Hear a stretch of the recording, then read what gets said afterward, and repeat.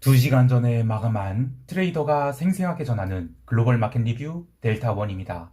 우리 시장은 이틀 연속 종합주가 지수 2500선을 하회하였다가 회복하였고, 해외 시장도 옵션 만기를 맞이하여 결제는 최바닥에서 되었지만 본장에서는 부지런히 회복해서 주봉은 꼬리를 달고 마감을 했는데요.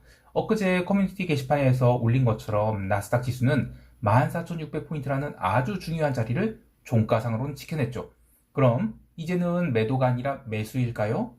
시장 어떻게 보고 있는지 트레이더의 관점을 이야기해 봅니다. 먼저 아시아 세션 갑니다. 우리 증시는 목요일과 금요일 이틀 연속 갭 다운 출발을 해서 반등을 했지만 두 가지 면에서 다른 점이 있었는데요. 첫 번째는 선물 베이시스가 목요일에 비해 금요일이 더 나빠졌다는 것입니다. 금요일은 오후 2시까지는 아예 대놓고 베고데이션을 만들었어요. 만기가 한 달밖에 안 남은 상황에서 이론 베이시스 0.9포인트가량을 무위험으로 확정시킬 수 있는 베이시스가 눌리고 있다는 것은 0.9포인트라는 비용을 주고라서도 시장을 아래로 밀어붙이겠다는 힘이 강하다고 할 수 있겠습니다. 선물 미결제 약정도 전일에 이어 오늘도 6,245계약이나 증가를 했는데, 지금 보면 수, 목, 금 단 사흘 동안 선물 미결이 무려 2만 계약 넘게 증가를 했어요. 그동안 워낙 미결제 약정이 비어 있었던 것을 감안한다 하더라도 의미 있는 방향성이 잡힌 것이라고 할 수 있겠죠. 한편 이번 9월물은 쿼드러플 만기이기 때문에 외국인 방향성 거래자들이 포지션을 옵션으로 계속 해지해가면서 이익을 극대화할 수 있어서 외국인 선물 매도 누적이 몇만 계약인데 이제는 환매를 할 때가 왔다, 이런 논리는 맞지 않을 수 있습니다. 실제로 오늘 선물시장에서 외국인이 선물 순 매도 규모는 670억에 불과해요. 하지만 선물 미결은 6,000계약 넘게 증가했죠. 따라서 이 구간에서는 현물 매도와 선물 매수의 매도 차익 거래용 선물 매수도 꽤 들어왔고, 그것을 감안하고서도 선물 매도를 한 방향성 거래자들이 충돌한 그런 하루였다고 할 수 있겠습니다. 해외 시장이 하락을 고려하면 우리 시장이 이 정도 하락은 아주 자연스러운 조정이라는 시각도 있지만, 문제는 우리 시장이 상반기를 불태웠던 이 빠째 브라더스의 2차전지 상흔이 코스피 200 바스켓에 남아있다는 것이에요. 어떻게 보면 우리 시장이 반등을 해야 할 때 이들 2차전지가 발목을 잡고, 우리 시장이 또 하락을 할 때는 2차전지가 반도체가 하락을 할 때는 2차전지가 받치는 등 전체 시장 변동성을 죽이면서 지수의 의미 있는 움직임들을 제한하게 될 것 같아요. 그래서 시장 대응이 상당히 어려울 것 같은데요. 그리고 그동안의 시황에서 계속 이야기하고 있지만 국내 시장이 됐던 해외 시장이 됐던 한 번도 변동성이 제대로 폭발한 적이 없어요.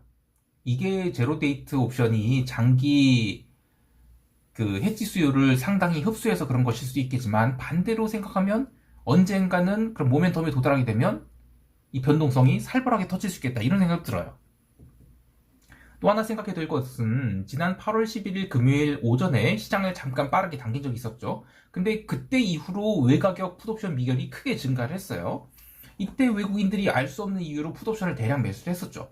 물론 외국인들이 새로운 월물이 시작되고 나면 극외가 풋옵션을 대량 매수한 적이 한두 번이 아니에요. 그래서 이른바 아마겟돈 펀드라고 해서 글로벌 증시에 있는 극외가 옵션을 매번 옵션 만기 이후에 매수하는 그런 펀드의 작품일 수도 있겠지만, 그 거래 상대방이 매번 개인이었거든요. 그래서 지금은 개인이 이 먼슬리 풋옵션 매도에 상당히 강하게 물려 있어요. 목요일에는 기관들이 위클리 풋옵션 매도분을 초반 한 20분 동안 9시 20분까지 손절할 때 언더슈팅이 나왔었죠. 근데 이제 나중에 기관들이 그렇게 손절할 때도 이렇게 하락이 나오는데, 나중에 개인들이 먼슬리 풋옵션 매도를 손절한다? 그러면 이른바 그 최후의 상황에서 그런 비자발적인 손절이 나올지 않을까 싶어요. 저는 그동안 끌고 오던 코스피 선물 매도 했지 22개 중 12개를 이번 눌림에서 정리를 했어요. 시장이 완전히 죽어버릴 것으로 보진 않고 있기 때문입니다. 다만 과거와 같은 V반등이 있을 수 있을까? 요거는 아직은 아닌 것 같아요. 왜냐면 지난 5월부터 7월까지 상승은 그야말로 내러티브에 의한 상승이었다고 보기 때문에 그 부분은 돌려준 것이라고 하면, 여기서 V반등이 나온다는 것은 썩어도 준치라고 상승의 내러티브가 아주 유효하다라고 보는 것인데, 글로벌리 AI 거품이 지금 처맞고 있는 상황에서 엔비디아가 다음 주에 실적 발표했죠. 확실하게 반등해주면 모를까. 그렇지 않다면 결국 언더슈팅 맞고 점진적 반등을 하지 않을까. 이런 좀 소극적으로 롱을 접근해야 된다라는 생각이 들어요. 자, 시황으로 돌아와서 이번 9월물 거래 개시 후 콜옵션 340 이상으로는 미결제 약정이 대량으로 찍혀서 상단이 확실히 닫혀있다, 이런 컨센서스는 확정된 것 같아요. 근데 목, 금 이틀간의 시장 조정에는 등가 부근에서의 콜 미결은 얼마 증가하지 않았어요. 그러니까 이 구간에서는 바로 올라가지 못해도 추세 하락은 아직까지 또 제한될 수 있다, 이런 생각을 갖고 있는 것 같아요. 근데 이미 살아나 있는 외곽격 풋옵션들에 대한 손절 유도가 반복되면서 한번 쫙 아래를 눌렀다가 또 반등도 나오고, 그래서 콜매도 쌓이고 풋매도 쌓이는 일중 거래자들에게는 나름 매력적인 흐름이 나올 수 있겠지만, 다음 한 주 전체를 놓고 보면 반등도 제한적, 하락도 제한적. 그렇다고 해서 양매도냐? 양매도를 내기도 하면 배를 살짝 째는 정도의 그런 피해를 감수할 수 있겠지만, 또 주말까지 가져가 보면 결국에는 상처가 아물어 있는 그런 장이 되지 않을까 해요.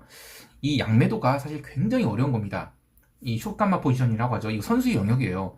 스트레들은 말할 것도 없고 뭐 3%, 5% 스트랭글 이런 거를 리테일한테 팔아먹기 시작한 옵션 시장이 역적 같은 김모 씨는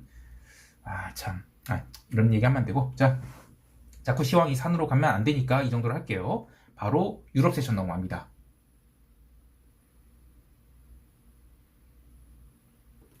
유럽 증시는 스톡스 50 기준 4,200포인트 딱 결제를 시켜주고 나서 미국장 반등과 함께 아래 꼬리를 달고 올라왔어요. 뉴스플로는 뭐 중국 부동산 부문 위기, 또 채권 수익률 상승 이런 거 얘기하고 있는데, 트레이더의 관점에서 보면 또 긍정적으로 보이는 부분도 꽤 많았습니다. 자, 어제 유럽 채권 수익률이 정말 올랐을까요? 아니에요. 아시아 세션부터 유로존 장기 채권이 급등하기 시작하더니 본장 개장 전에는 지난 일주일간의 채권 가격을 하락을 모두 커버하는 강한 상승이 나왔습니다. 물론 이후에는 장중 등락을 거듭하면서 눌림이 나왔지만, 주봉으로 보면 이 가격대에서 채권 매도를 한다는 게 얼마나 스트레스가 받는 일인가 알 수 있죠. 사실 이 자리에서 인플레이션 라운드 2를 외치면서 채권 부러져라 베팅하는 게 제정신으로는 하기 어려운 건데, 인플레이션 라운드 2가 나온다면 장단기 스프레드가 더 심하게 꼬일 수 있죠. 자, 그런데 이젠 2년, 10년 보면서 얘기할까요?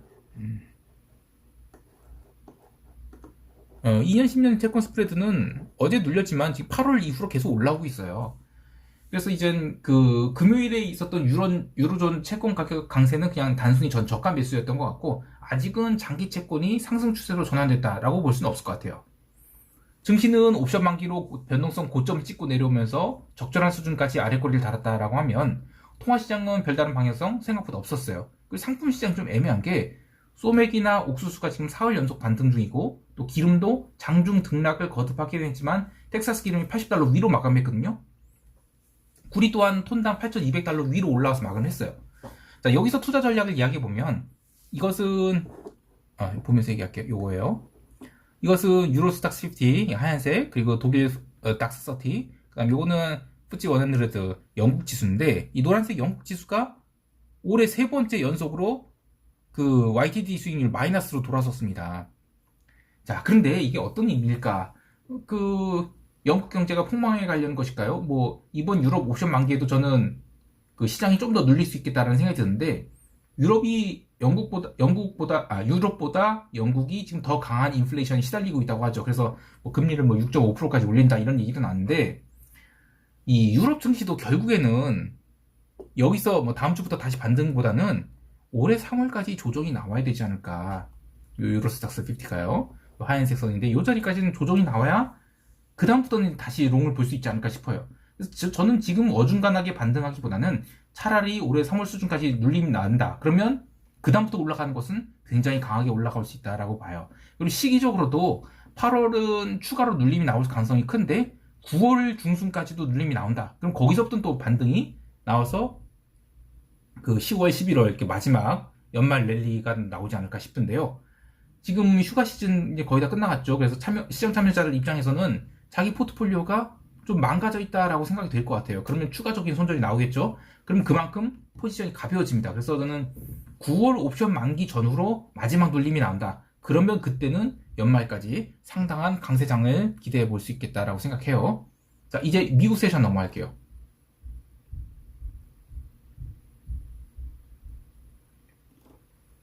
미국 지수 선물은 유럽 증시가 옵션 만기까지 눌림이 나오자 나름 센 갭 다운 출발을 했습니다. S&P 선물은 개장 초에 뭐 기가 막히게 4,350포인트 딱 찍고 나서 아주 지루한 반등을 시작했는데, 그에 비하면 러셀은 갭 다운 폭을 초반부터 빠르게 만회를 했어요. 근데 시장을 상승으로 전환시켰다기보다는 그냥 아래 꼬리를 달고 올라오는 정도였다라고 보고 있습니다. 어제 커뮤니티 게시판에 올린 것처럼 나스닥 지수는 14,600포인트라는 너무너무 중요한 자리 볼게요. 네, 요거죠. 요 자리인데 너무너무 중요한 자리에서 의미 있는 양봉이 나왔어요. 이 자리가 중요하다는 거 제가 얘기했었죠. 이제 6월 이후의 상승분에서 첫 번째 조정을 받은 자리인데 이걸 사실 깼기 때문에 AI 내러티브는 이제 버렸다고 봐야 돼요. 여기를 바로 올라가기보다는 여기서부터 등락을 했다가 다시 올라가는 뭐 그런 과정이 나오지 않을까 싶어요. 어쨌든 뭐 아래 꼬리를 뭐 달고 올라온 정도이기 때문에 많이 아쉬웠고요. 또 하나 봐야 될 게 이 차트인데 요거는 뭐냐면 이제 요거는 먼저 3개월짜리 볼게요. 요거 하얀색은 S&P 500, 그 다음에 요거는 동일 가중 지수라고 해서 S&P의 높은, 그러니까 시가총액이 높은 거 말고 시가총액이 낮은 종목들도 다 동일하게 가중치를 주는 지수예요. 즉 시가총액 높은 종목들이 영향력이 상대적으로 덜한 게 이제 SPW 요거고요. 그 다음에 요 노란색 선은 나스닥 100 지수. 이거는 나스닥의 대형주 100개. 요거는 나스닥 전체 지수 CCMP라고 하거든요. 자, 요렇게 비교해 보면 지금 3개월로 끊어보니까 나스닥이 노란색 나스닥 100이죠. 요게 이제 S&P를 빠르게 앞질러 나가기 시작을 했죠. 요게 이제 저는 AI 내러티브라고 봐요. 자, 그런데 이게 사실 8월 들어서 빠르게 좁혀지고 있습니다. 그러니까 AI 내러티브의 프리미엄은 좀 거쳐지고 있다. 이렇게 볼 수 있는 거죠. 그런데 지금 YTD로 볼게요. YTD로 보면, 이거 아직 아닙니다. 무슨 얘기냐면, 자, YTD로 보면 여전히 이 노란색, 나스닥 100이 제일 강해요. 그리고 스프레드가 좁혀지지 않고 있죠. 그러니까 이건 무슨 얘기냐면, 3월 이후에 있었던, 요때죠. 요때 이후에 있었던 이 매그니피션트 7에 몰린 돈들이 아직 빠져나가지 않았다는 것입니다. 그러니까 최근 유가가 오르고 원자재 가격이 살살 오른다 하더라도 그것으로 이른바 올드 이코노미의 회귀, 이딴 건 없을 가능성이 커 보여요. 달리 말하면 이제 인플레이션 라운드 2가 온다? 그러면 금리 더 올려야 되는데 무슨 올드 이코노미야? 다 같이 폭망하는 거지. 자, 그래서 인플레이션 라운드 2는 오지 않을 가능성도 있고 온다 하더라도 이거 수요 감소로 지속되는 기간이 좀 짧을 수 있다 이렇게 보고 있어요. 여하튼 금요일 옵션 만기는 뭐 이 정도면 무난히 지나간 것인데 매수세가 분명히 약했습니다. 근데 이렇게 되면 글로벌 시장이 진정한 바닥을 찍었다고 보기는 어려울 것 같아요. 특히 이번 옵션 만기까지 시장 흐름이 한 번도 변동성 폭발이 없었다는 게 특징인데 나스닥 지수는 7월 중순이 고점에서 벌써 지금 10%가 밀렸어요. 근데 그러면 단기 반등이 나온다 하더라도 의미 있는 수준, 그러니까 15,300 이상의 반등은 요거죠. 이 15,300 이상의 반등은 또 쉽지 않다라고 보고 있어요. 그리고 온다 하더라도 그 자리는 또 숏을 담을 수 있는 그런 자리가 되지 않을까 합니다. 그리고 지금 또 변동성을 보면 요건데 이게 여기로 볼게요. 여기 7월 그리고 뭐 6월 한 달 내내 이 13포인트에서 지금 변동성이 버텼잖아요. 그러다가 이제 레벨업을 했거든요. 16포인트대로. 그리고 살아나기 시작한 거예요. 그러면 이게 바로 여기서 다시 밀릴까요? 쉽지 않죠. 그래서 저는 어제 기록한 18.8포인트가 변동성 고점이 되지 않을 것 같아요. 다만 과거와 분명히 다른 점은 이 제로 투 데이트, 정확히 말해서 제로 데이트 익스파이리 옵션인데 이 제로 DT 옵션, 요게 장기 변동성 매수의 수요를 상당히 많이 흡수를 해서 장기 변동성 자체의 레벨이 낮아진 거 아닌가 이런 생각도 해요. 지수가 지금 이번에 하락한 동안 한 번도 투매다운 투매가 나오지 않았는데 이 제로 데이트 옵션이 사실상 실시간 해지가 가능하게 만들죠. 그래서 이른바 임계점을 넘어가게 된다면 볼마개돈이 나올 수는 있지만 볼마개돈이 나오는 임계점 자체는 한참 높아졌다고 봐요. 개별 종목을 보면 테슬라가 계속 얻어맞고 있지만 또 중요한 지지선에 도달했고 또 생각보다 엔비디아는 얼마 안 밀렸습니다. 중국 익스포저가 있는 애플이 AI 내러티브로 올라간 부분을 어느 정도 반납한 것이고 그리고 나스닥이 뭐 고점에서 10% 맞았다고 하지만 올해 상승을 감안한다면 빠진 것도 아니죠. 이거죠? 이게 뭐 빠진 겁니까? 그냥 가벼운 조정이죠. 여전히 상승 추세, 이 노란색 이 장기 이평도 계속 올라가고 있는 거 보세요. 자, 그나저나 파페치 하루에 마이너스 45%를 쳐맞았습니다. 저는 정말 다행스럽게도 올해 여름 되기 전에 파페치를 포함해서 모두 주식 다 팔고 나왔는데 야, 이 매출 하락은 사실 얼마 되지 않지만 9월 1일자로 CFO를 교체한다는 게 영 찜찜하네요. 또 보유하고 있지는 않지만 디어, 그 농기계 회사죠. 얘가 가격 인상으로 인한 수요 감소가 현실화될 것이라는 이런 얘기하면서 마이너스 5% 맞았어요. 근데 이것도 AI 내러티브로 인한 오버슈팅을 돌려주는 것 정도 이렇게 보고 아직은 고금리로 인한 전통 산업이 매출 감소 영향은 반영하지 않은 수준으로 보고 있습니다. 그래서 저는 아직 그 올드 이코노미 이거 하락할 폭이 더 남아있다 이렇게 보고 있어요. 마지막으로 눈물이 에스티로더, 이거는 제가 뭐 화장품 주식도 싫어하지 않기 때문에 잘 보고 있는데 갭으로 그냥 연중 신저가를 갱신해 버렸습니다. 자, 전체적인 흐름을 보면 강세론자들이 의견이었던 테크 주식이 기간 조정을 올드 이코노미들이 튀어오르면서 지수를 받치거나 또 끌어올릴 것이라 이런 견해가 완전히 틀렸죠. 아직까지는 썩어도 테크 주식이구나 라고 보고 있는데 다음 주에 엔비디아 실적 발표 후에는 야, 이거 뭐 테크고 뭐고 도망가는 게 맞았구나, 요렇게 귀결될지를 봐야 되겠어요. 자, 이제 시장 총평하도록 하겠습니다.